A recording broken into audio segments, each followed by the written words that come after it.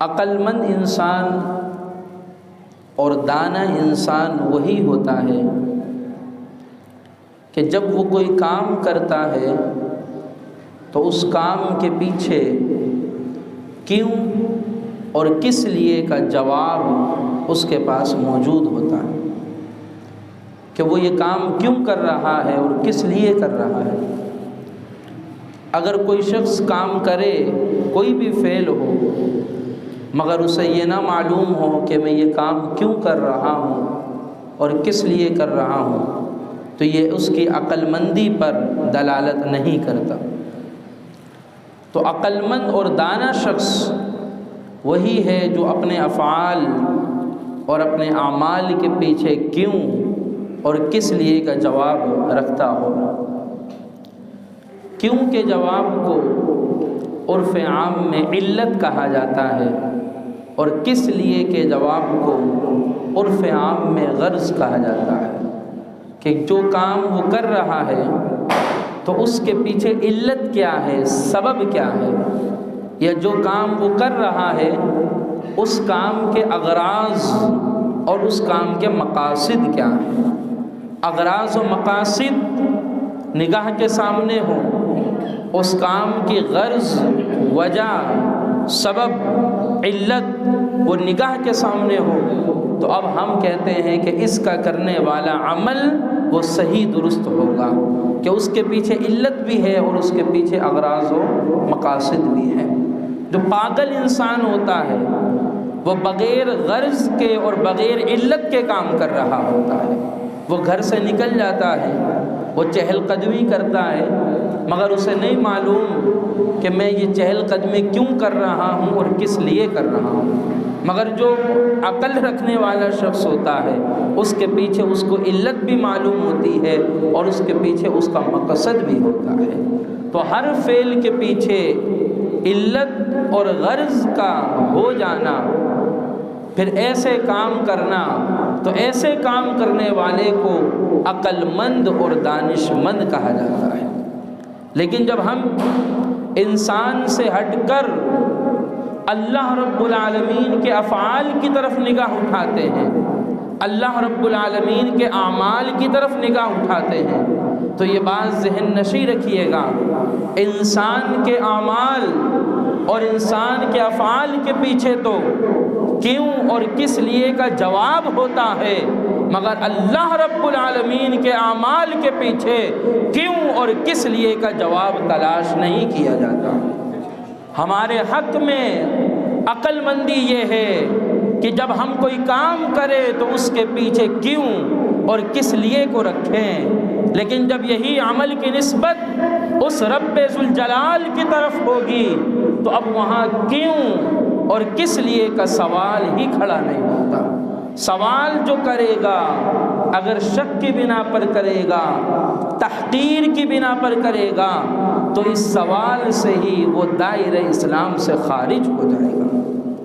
ہمارے اور آپ کے افعال و اعمال یہ علت کے محتاج ہیں، یہ اغراض و مقاصد کے محتاج ہیں، مگر اللہ رب العالمین کی شان وہ علتوں سے، اسباب سے، اغراض سے، مقاصد سے وہ بہت بلند درجہ رکھتی ہے۔ اس لیے اس کے کام کے پیچھے علتوں اور اغراض کی طرف نہیں جایا جاتا، اور انسانوں کے کام کے پیچھے علت اور اغراض کی طرف جایا جاتا ہے۔ تو اللہ رب العالمین کا افعال اور اعمال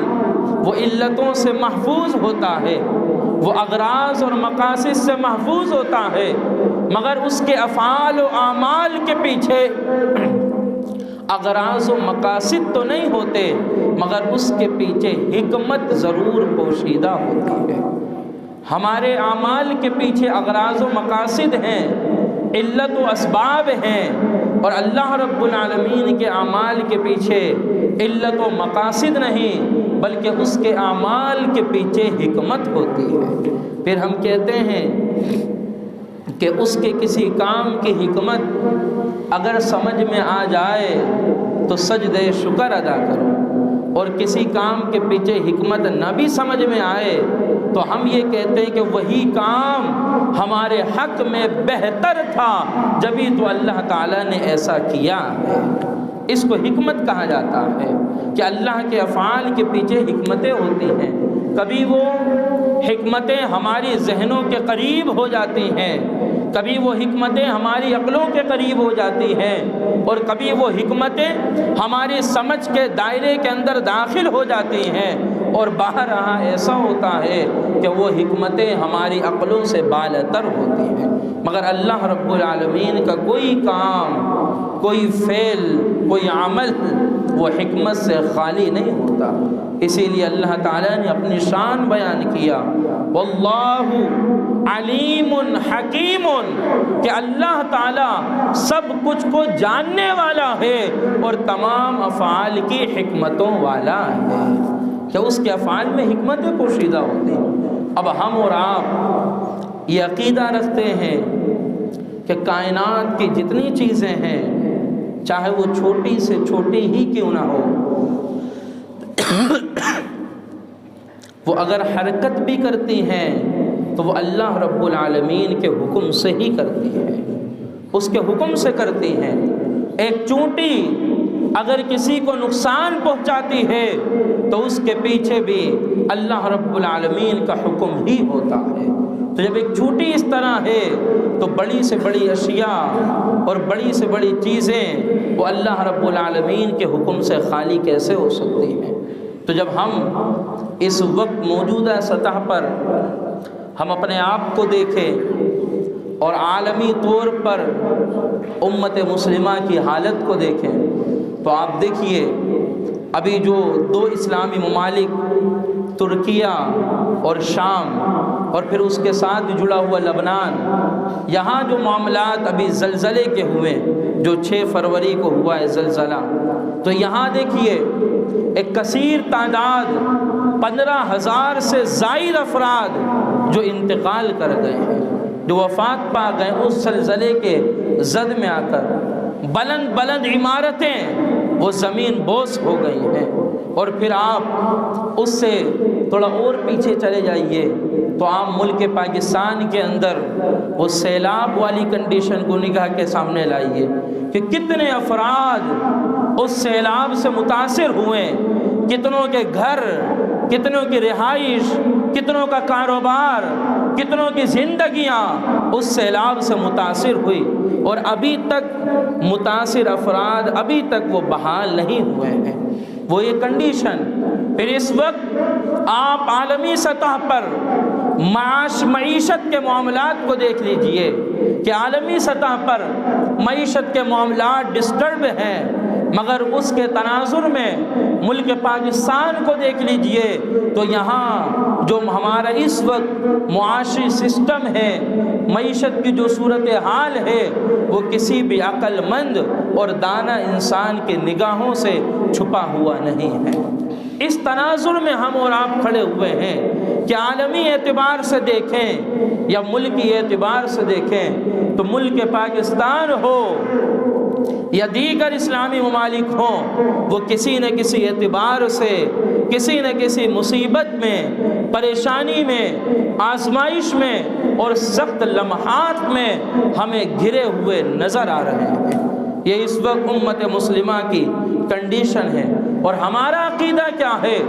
کہ ایک پتا وہ اللہ کے حکم کے بغیر ہل نہیں سکتا۔ تو اتنا بڑا زلزلہ آ جائے اور ہم کہیں کہ اللہ کے حکم کے بغیر آیا ہو تو یہ مسلمانوں کا عقیدہ نہیں ہے۔ اتنا بڑا سیلاب آ جائے اور ہم کہیں کہ یہ اللہ کے حکم کے بغیر آیا ہو تو یہ ہم مسلمانوں کا یہ عقیدہ نہیں ہے۔ مسلمان مصیبتوں میں اپنے معاشی اعتبار سے گھرا ہوا ہے، ہم یہ کہیں کہ خود بخود ایسا ہو گیا تو ہمارا یہ نظریہ نہیں۔ ہم ہر چیز کے اندر خالق حقیقی اور مؤثر حقیقی اس رب ذوالجلال کی ذات کو ہی تسلیم کرتے ہیں۔ تو سب کچھ تو اللہ کے حکم سے ہی ہو رہا ہے، سب کچھ تو اس کے افعال اور اس کے اعمال کے اندر داخل ہیں۔ اور ابھی میں نے عرض کیا کہ ہمارے اعمال اور افعال کے پیچھے علت اور اغراض چھپی ہوئی ہوتی ہیں، اور اللہ کے اعمال کے پیچھے علت اور اغراض نہیں ہوتی، یعنی ہمارے اعمال میں کیوں اور کس لیے اس کا سوال ہوتا ہے، مگر اللہ کے کام میں کیوں اور کس لیے کا سوال نہیں ہوتا، بلکہ اللہ کے افعال کے پیچھے اس کی حکمتیں چھپی ہوئی ہوتی ہیں۔ اب ہم مسلمانوں کے کرنے والا جو کام ہوتا ہے وہ یہ کہ اس کے اعمال کے پیچھے جو حکمت ہے اس کی طرف جو صاحبان علم ہیں، جن کو اللہ رب العالمین نے قرآن اور حدیث پر کامل گرفت عطا فرمائی ہے، کامل مہارت عطا فرمایا ہے، جن کا اوڑھنا بچھوڑنا قرآن کی تفاسیر اور رسول اللہ صلی اللہ علیہ وسلم کی احادیث طیبہ کی وضاحت ہے، ایسے صاحبان علم اور ایسے صاحبان تقوی اور صاحبان ورع اور صاحبان زہد قرآن اور حدیث کے تناظر میں اللہ رب العالمین کی حکمت کو نگاہوں کے سامنے لے کر آئیں، تاکہ اس حکمت کا سہارا لے کر ہم لوگ صحیح راستے پر آئیں اور برے راستے سے ہم لوگ نکل سکیں، کہ یہی ہماری زندگی کا مقصد بھی ہے کہ ہم اللہ کے افعال کے پیچھے اس کی حکمتوں کو جانیں، اللہ کے اعمال کے پیچھے اس کی حکمتوں کو جانیں، کہ وہی حکمتیں ہمارے لیے مشعل راہ بن سکتی ہیں، وہی حکمتیں ہمیں اس ڈوبی ہوئی دکھیاری امت کو دلدل سے نکال سکتی ہیں اور راہ حق پر گامزن کر سکتی ہیں۔ اللہ کے رسول صلی اللہ تعالی علیہ وآلہ وسلم نے ارشاد فرمایا کہ الایمان بین الخوف والرجاء، فرمایا کہ ایمان اس اللہ رب العالمین کی ذات سے خوف کھانا، ڈرنا اور اس کی ذات سے امید لگانا، فرمایا ایمان خوف اور امید ان دونوں کی درمیانی کیفیت کا نام ہے، کہ جس طرح جب کوئی پرندہ اڑتا ہے تو دو پرے اس کے ہوتے ہیں اور بیچ میں پرندہ ہوتا ہے، تو وہ اپنے دونوں پروں کے سہارے سے اپنا سفر طے کر رہا ہوتا ہے، پرواز کر رہا ہوتا ہے، اڑ رہا ہوتا ہے۔ یہی مثال ایک مسلمان سی ہے کہ ایک مسلمان اپنی منزل مقصود تک رسائی حاصل کرنے کے لیے اپنے سفر کو طے کرتا ہے، اپنی منزل مقصود تک پہنچنے کے لیے وہ گردش لیل و نہار کو برداشت کرتا ہے، اپنی منزل مقصود تک پہنچنے کے لیے اس کو سہاروں کی ضرورت ہوتی ہے۔ تو یہ بھی مثل پرندہ کے ہوتا ہے کہ پرندے میں دو پر ہوتے ہیں تو انسان کے بھی دو پر ہوتے ہیں، ایک پر کا نام وہ خوف ہے اور دوسرے پر کا نام امید ہے، کہ جب انسان اس خوف اور امید کے پر کے ساتھ اپنی پرواز کر رہا ہوتا ہے تو اللہ رب العالمین اس بندے کو منزل مقصود تک پہنچا دیتا ہے، اس کی رسائی ہو جاتی ہے۔ ہم اگر اپنی زندگی کو دیکھیں تو ہماری زندگی امیدوں سے تو بھری ہے، مگر یاد الہی سے اور خوف خداوندی سے عاری ہے۔ امید تو ہے کہ ہمارا رب غفور ہے، امید تو ہے کہ ہمارا رب رحیم ہے، امید تو ہے کہ ہمارا رب کریم ہے، امید تو ہے کہ وہ اپنی رحمت میں ہمیں جگہ عطا فرما دے گا۔ یہ ساری امیدیں برحق ہے، مگر اس امید کے ساتھ حکم یہ ہے کہ رب ذوالجلال قہار بھی ہے، رب ذوالجلال پکڑ کرنے والا بھی ہے، رب ذوالجلال عزیز بھی ہے، رب ذوالجلال غالب بھی ہے، اور اس کے غضب کا اظہار بھی ہونا ہے، اس کے جلال کا اظہار بھی ہونا ہے۔ اس جلال کے اظہار میں، اس غضب کے اظہار میں ہم لوگ سب کے سب لوگ غافل ہیں، بے خبر ہیں۔ ہم نے امیدیں تو باندھی ہیں مگر ہم خوف کی دنیا میں اور خوف کے میدان میں غافل نظر آ رہے ہیں۔ اور ایمان اور اسلام کا تقاضا یہ ہے کہ ایک مومن جس رب سے کامل امید رکھتا ہے، پھر وہی مومن اس رب کا کامل خوف بھی رکھتا ہے۔ کہ خوف کے بغیر صرف امید ہو تو وہ قابل قبول نہیں، اور صرف خوف ہو اور اس کی بارگاہ سے امید نہ ہو تو یہ بھی قابل قبول نہیں ہے۔ اس کی بارگاہ سے خوف بھی رکھنا ہے اور اس کی بارگاہ سے امید بھی رکھنا ہے۔ حضرت ابوبکر صدیق رضی اللہ تعالیٰ عنہ فرماتے ہیں کہ اگر میدان محشر میں یہ آواز دے دی جائے کہ اللہ رب العالمین نے سب کی بخشش فرما دیا ہے سوائے ایک شخص کے، سب کو اللہ نے بخش دیا ہے، تو فرماتے ہیں اللہ تعالیٰ کے خوف اتنا ہے، فرماتے ہیں کہ مجھے یقین ہے کہ جو ایک بندہ بچ گیا ہے، جو بخشش سے محروم ہو گیا ہے، خوف الہی میں مستغرق ہو کر فرماتے ہیں وہ ایک بندہ شاید میں ہی ہوں گا، وہ ایک بندہ میں ہی ہوں گا کہ رب نے سب کو بخش دیا صرف ایک کو چھوڑا، تو جو بندہ بخشش سے محروم ہوا وہ ابو بکر صدیق ہی ہوگا۔ اور پھر فرماتے اور اگر قیامت کے دن یہ ندا ہو جائے کہ اللہ تعالیٰ نے سب کو بخش دیا ہے اور اللہ تعالیٰ نے سب کو پکڑ لیا ہے اور صرف ایک کو چھوڑ دیا ہے، تو فرمایا پھر مجھے اپنے رب سے امید اتنی ہے کہ جس ایک کو چھوڑا ہے وہ ایک ابو بکر صدیق ہی ہوگا، وہ صدیق ہی ہوگا۔ یہ خوف اور امید کی کیفیت ہے۔ اور ایک مقام پر آپ نے ایک پرندے کو اڑتے ہوئے دیکھا تو آپ نے فرمایا کہ کاش میں یہ پرندہ ہوتا کہ پھر وفات پا جاتا اور مکلف بنا کر انسان کے روپ میں کاش میں پیدا ہی نہ ہوتا۔ اور پھر حضرت عمر بن خطاب رضی اللہ تعالیٰ عنہ ان کے زندگی کے اندر خوف کا عالم، آپ فرماتے ہیں کہ اگر مجھے جنت اور دوزخ ان دونوں کے درمیان کھڑا کر دیا جائے اور کہا جائے کہ تمہارے پاس دو آپشن ہیں، ایک آپشن یہ کہ تم بالکل سے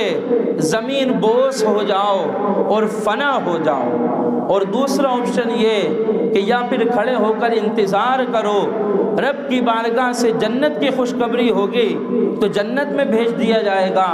رب کی بارگاہ میں اگر دوزخ کی طرف اشارہ ہوگا تو دوزخ کی طرف بھیج دیا جائے گا، یا تو زمین بوس ہو جاؤ یا کھڑے ہو کر انتظار کرو۔ تو خوف اس قدر بارگاہ الہی کا غالب تھا، آپ فرماتے ہیں کہ میں صبر کرنے کی بجائے زمین بوس ہونے کو قبول کر لوں گا۔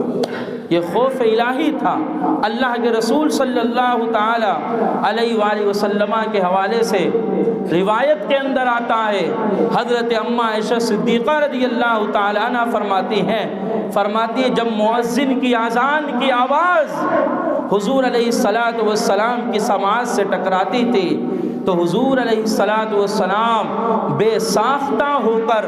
رونے لگ جاتے تھے اور آپ کے چہرے کا رنگ بدل جایا کرتا تھا کہ اب یہ اذان کی آواز آ گئی ہے،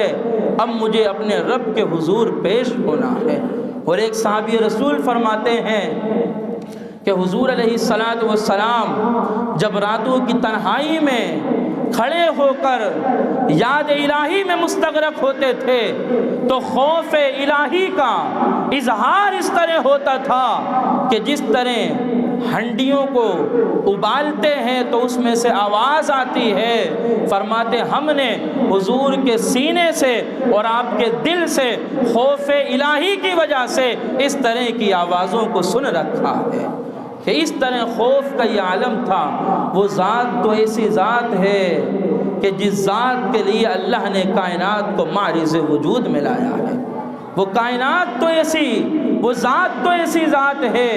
جس کے متعلق فرمایا لولاک لما اظہرت الربوبیہ، اے محبوب آپ نہ ہوتے تو میں اپنا رب ہونا بھی ظاہر نہ کرتا۔ یہ اس ذات کے خوف الہی کا عالم ہے۔ اب مجھ سمیت ہم اور آپ اپنا احتساب کریں کہ ہم یاد الہی میں اور خوف الہی میں کہاں کھڑے ہیں۔ ہمارے پاس صرف امیدیں ہیں، ہمارے پاس صرف رجا ہے، ہمارے پاس صرف آرزویں ہیں، مگر ان آرزوؤں پہ کامل یقین نہیں ہونا چاہیے۔ آرزویں اور رجا اور امید اسی وقت قابل قبول ہوتی ہے جب اس امید کے ساتھ اللہ کا خوف جڑ جاتا ہے، جب اس امید کے ساتھ اللہ کی یاد جڑ جاتی ہے۔ یہ دونوں شے حضور نے فرمایا الایمان بین الخوف والرجاء، کہ ایمان اس خوف اور رجا ان کے درمیانی کیفیت کا نام ہے۔ جیسے جب کوئی بچہ ہو، وہ طالب علم ہو اور استاذ اس کے قریب بیٹھا ہو اور طالب علم جانتا ہو کہ میرا استاذ مجھے دیکھ بھی رہا ہے، مجھے سن بھی رہا ہے، تو وہ طالب علم جتنا بھی شرارتی کیوں نہ ہو، استاد کے قرب کی وجہ سے وہ اپنی شرارتوں کو چھوڑ دیتا ہے کہ میرا استاد مجھے دیکھ بھی رہا ہے، مجھے سن بھی رہا ہے۔ یوں ہی والدین قریب ہوں تو بچہ جتنا بھی شرارتی ہو، والدین کے قرب کی وجہ سے وہ اپنی شرارتوں کو چھوڑ دیتا ہے کہ میرا باپ مجھے دیکھ رہا ہے، میری ماں مجھے دیکھ رہی ہے۔ ایسے ہی کوئی مرید ہو، اپنے شیخ کے سامنے بیٹھا ہو تو بھلے کتنا ہی شرارتی ہو،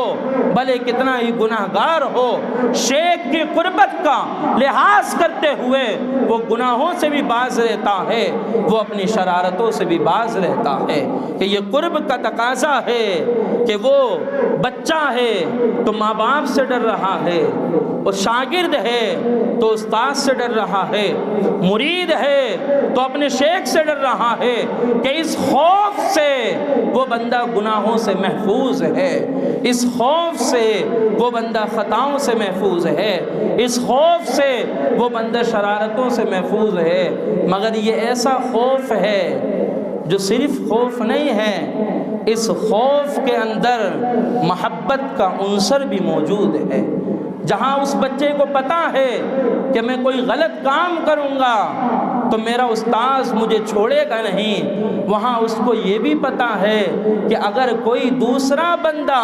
مجھ پر ظلم کرے گا تو مجھے بچانے کے لیے میرا استاد پاس ہی بیٹھا ہوا ہے۔ جہاں باپ کا خوف ہے کہ غلط کام کروں گا تو باپ نہیں چھوڑے گا، وہاں امید اور محبت بھی ہے کہ کوئی میرے ساتھ غلط کام کرے گا تو میرا بے باپ چونکہ قریب موجود ہے تو میرا باپ اس دوسرے کو چھوڑے گا نہیں۔ جہاں شیخ کا ڈر ہے کہ شیخ قریب ہے کہ کچھ غلط کام کروں گا تو شیخ نہیں چھوڑے گا، وہاں محبت بھی ہے، امید بھی ہے کہ اگر کوئی تیسرا میرے ساتھ کوئی غلط کام کرے گا تو مجھے بچانے کے لیے میرا شیخ موجود ہے۔ تو یہ ایسا خوف ہے کہ جس کے اندر محبت ہے، جس کے اندر مودت ہے، جس کے اندر الفت ہے، اور یہ خوف اور یہ امید یہ کب پیدا ہوئی؟ جب باپ قریب ہے، جب شیخ قریب ہے، جب استاد قریب ہے۔ اب بلا تشبیہ بلا تمثیل قرآن مجید کو جب ہم کھول کر پڑھتے ہیں تو وہاں رب اپنے الفاظ میں بیان کرتا ہے کہ وَنَحْنُ أَقْرَبُ إِلَيْهِ مِنْ حَبْلِ الْوَرِيدِ، کہ اے بندو میں تو تمہاری شہرک سے بھی زیادہ قریب ہوں۔ فرمایا وَإِذَا سَأَلَكَ عِبَادِي عَنِّي، کہ جب مجھ سے میرے بندے تجھ سے پوچھیں کہ خدا کہاں ہے تو ان سے کہو فَإِنِّي قریب، کہ میں تو سب سے قریب ہوں۔ تو جب ہمارے باپ کی قربت خوف اور امید کے لیے سہارا بنتی ہے تو سوچیں اگر ہمارے شعور میں، ہماری نسلوں کے شعور میں اگر یہ پیدا ہو جائے کہ رب ہمارا بہت قریب ہے، رب ہم سے بہت نزدیک ہے، وہ علم کے اعتبار سے ہر جگہ موجود ہے، تو ہم خوف کھائیں گے کہ ہمیں گناہ کچھ نہیں کرنا، وہ سن بھی رہا ہے، وہ دیکھ بھی رہا ہے، اور ساتھ امید بھی رکھیں گے کہ کوئی مسلمانوں کا کچھ بگاڑ بھی نہیں سکتا، کہ ہماری حفاظت کے لیے اللہ کی نصرت اور اللہ کی مدد موجود ہے۔ مگر یہ اس وقت ہوگا جب ہمارے شعور میں قرب خداوندی کا شعور پیدا ہوگا، جب ہمارے ذہنوں میں قرب خداوندی کا شعور پیدا ہوگا۔ آج امت مسلمہ کو مجموعی طور پر دیکھیں تو اسی چیز کی کمی واقع ہو رہی ہے۔ یہی وجہ ہے ہم آزمائشوں میں گرے ہوئے ہیں، ہم پریشانیوں میں گرے ہوئے ہیں۔ تو اس کی طرف مجھے اور آپ کو توجہ دینے کی ضرورت ہے۔ ہم اپنے ذہن و فکر میں اس شعور کو پیدا کریں، اپنی نسلوں کے